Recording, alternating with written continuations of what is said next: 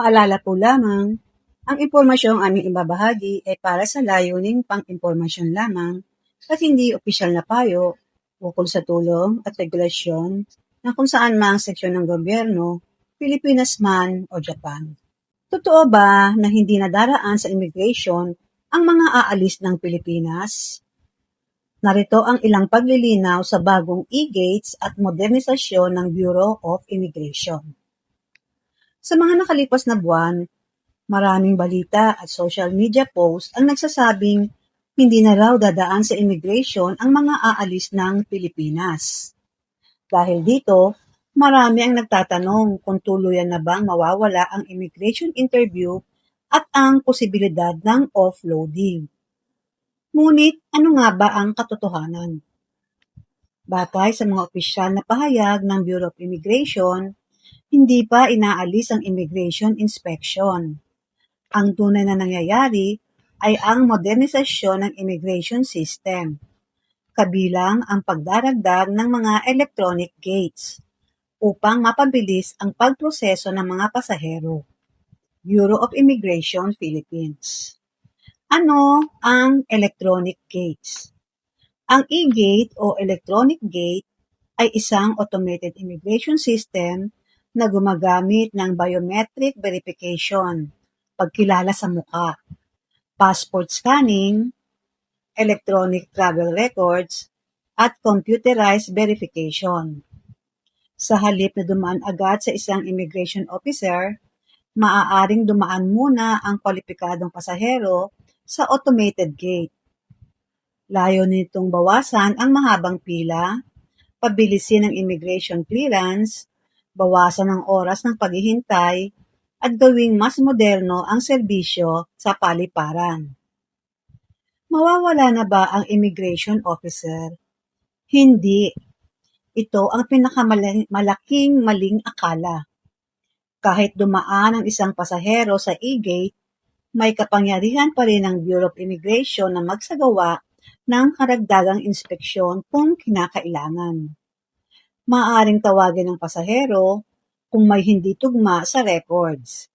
Kailangan ng karagdagang verification, may security concern, may immigration alert, at kailangan ng karagdagang dokumento. Bureau of Immigration, Philippines.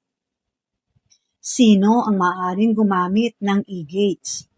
Sa kasalukuyan, hindi pa lahat ng pasahero ay otomatikong makakagamit nito. Ayon sa Bureau of Immigration, kabilang sa mga kwalipikado sa kasalukuyang rollout ang ilang departing OFWs at iba pang pasaherong sakop ng mga airline na sumusunod sa Advanced Passenger Information Requirements.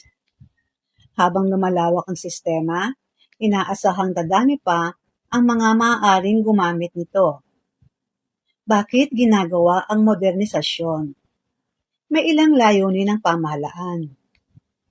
Una, mas mabilis na proseso. Dating inaabot ng mahigit 1 oras ang pila sa immigration. Sa paggamit ng e-gates, inaasahang mababawasan ang waiting time. Ikalawa, mas mataas na seguridad. Mas madaling nakita ang pekeng passport, wanted persons, travel alerts, duplicate identity, at watchlist records. Number 3, digital government. Bahagi ito ng digital transformation ng gobyerno upang maging mas episyente ang serbisyo. Mawawala na ba ang offloading? Hindi rin. Ang e-gate ay hindi nangangahulugan na wala ng offloading. Kung may legal na dahilan para pigilan ang pag-alis ng isang pasahero, maaari pa rin siyang isailalim sa karagdagang immigration inspection, alinsunod sa umiiral ng mga batas at regulasyon ng Bureau of Immigration, Philippines. Ano ang mga hindi magbabago? Kailangan pa ring may valid passport, may tamang visa, may boarding pass, nakarehistro sa e-travel kung kinakailangan, sumunod sa mga umiiral na travel at immigration requirements. Ano ang maaaring mangyari sa susunod na mga taon? Ayon sa Bureau of Immigration, target nilang palawakin pa ang paggamit ng e-gates at unti-unting palitan ang malaking bahagi ng manual immigration counters upang mapabilis ang serbisyo sa mga paliparan. Gayunpaman, hindi nito inaalis ang immigration control. Binabago lamang ang paraan ng pagproseso ng Bureau of Immigration Philippines. Mahalagang paalala, hindi pa inaalis ang immigration. Hindi pa nawawala ang immigration interview kung kinakailangan.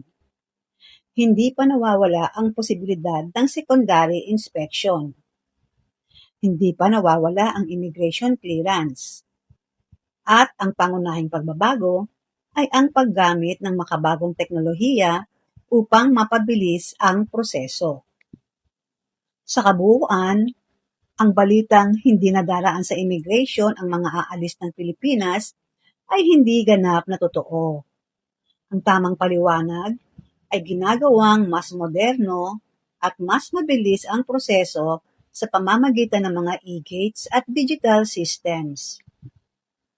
Gayunpaman, nananatili ang kapangyarihan ng Bureau of Immigration na magsagawa ng immigration inspection upang maprotektahan ang bansa laban sa human trafficking, illegal recruitment, paggamit ng pekeng dokumento, at iba pang paglabag sa batas.